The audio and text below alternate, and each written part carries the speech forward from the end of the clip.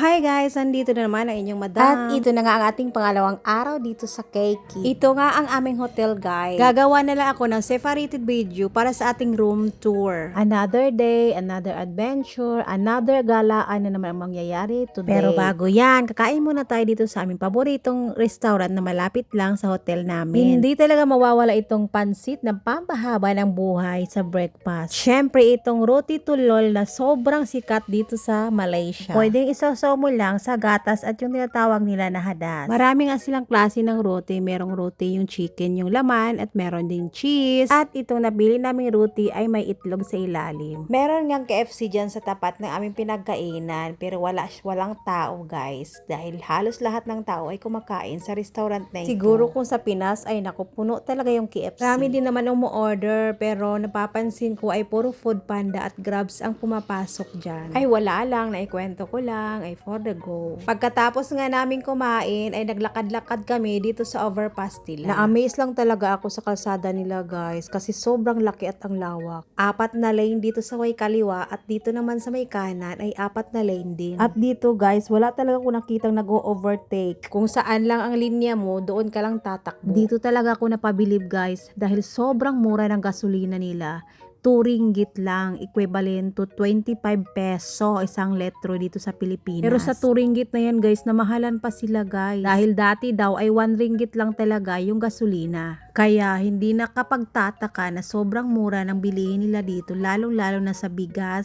Malapit na kami sa mall at dito ay naghahanap kami ng towel kasi sobrang pawis na pawis ang aking asawa. Medyo may kalayuan na nga ito sa aming hotel. Pero gusto talaga namin maglakad-lakad para makita namin ang mga kung anong meron dito sa malapit sa hotel namin ba. Ay, for the Dora the Explorer talaga si madam. At pagkatapos nga namin nakabili ay pumunta naman kami dito sa isang pharmacy para bumili ng alcohol. Ang hirap nga maghanap ng alcohol dito guys dahil dito ang ginagamit nila ay yung Dettol at yung sanitizer. Buti na lang ay meron dito sa pharmacy na to. At habang naghihintay kami sa pamangkin ng asawa ko ay umuwi muna kami sa hotel para makapag-relax sandali. Dahil may pupuntahan tayo isang kamag-anak at mamayang gabi ay pupunta tayo sa isa sa pinakasikat na market dito sa Keiki. Munti ko na palang naiwan yung passport ko sa hotel guys. Buti na lang at narimay ng asawa ko. Dahil dito ay napakahigpit ng otoridad dito. At marami na ring nahuhuling mga Pinoy dito at naibalik sa bansa natin. Yung iba ay nakulong pa ng ilang buwan. Pagkagabi nga ay pumunta kami dito sa isa sa pinakasikat na market dito sa Keiki. Kasama namin itong pamangkin ng asawa ko.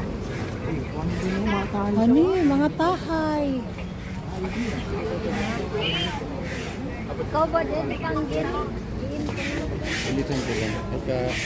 Dito nga ay makikita mo may nagtatahi dito sa gilid. Ani, ang tatahi mintuhan. Tatahi. At dito, marami nang nagbibenta ng mga souvenirs at iba't ibang mga tinda na pwede mo ngang pampasalubong. Mapabili ka talaga guys sa sobrang mura ng mga bilihin dito. At after namin dito, naglakad-lakad, ay pumunta na kami sa isang market.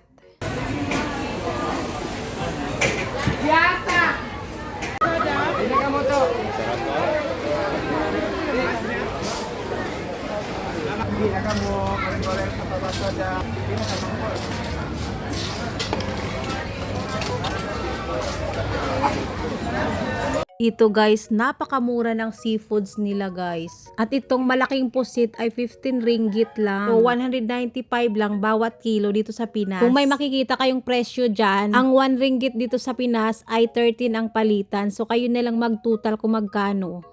Ay!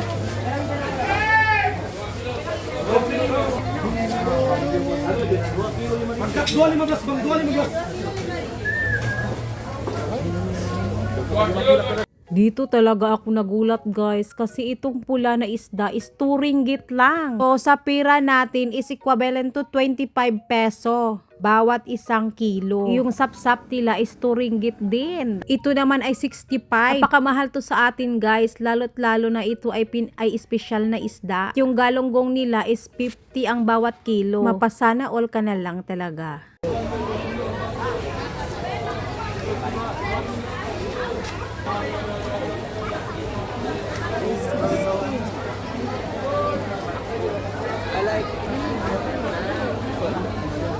Yung Dragon select ko.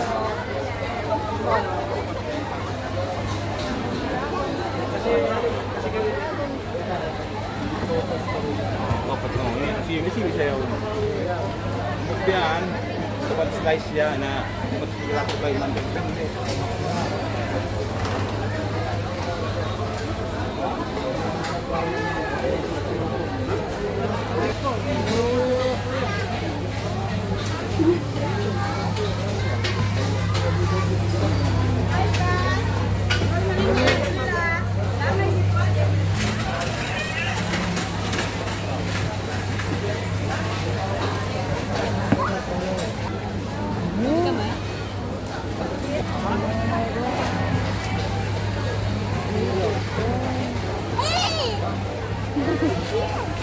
At nagutom na nga kami guys at ito ay nag-order kami ng mga isda. Ay sobrang mura talaga as in. At dito guys, halos mga Pinoy lang din ang mga nagtitinda dito. Karamihan sa kanila ay tausog at sinama. At dito nga ay maraming iba't ibang lahi ang kumakain dito. May mga Amerikano, Koreano, mga Chinese. Ayan, malangka.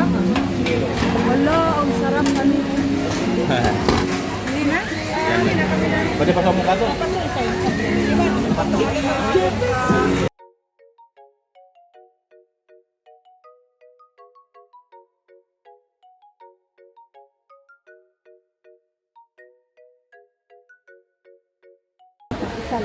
Di kayo? Hindi.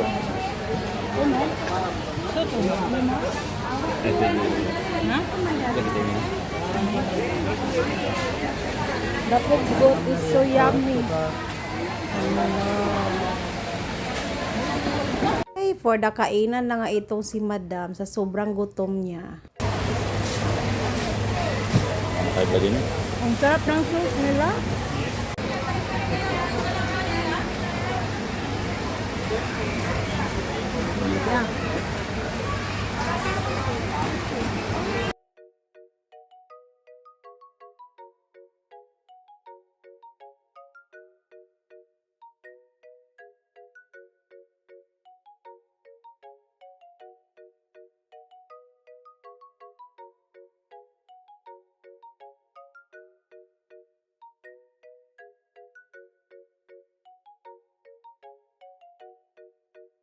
So, kailangan nating ma-digest ang ating mga kinakain sa sobrang dami.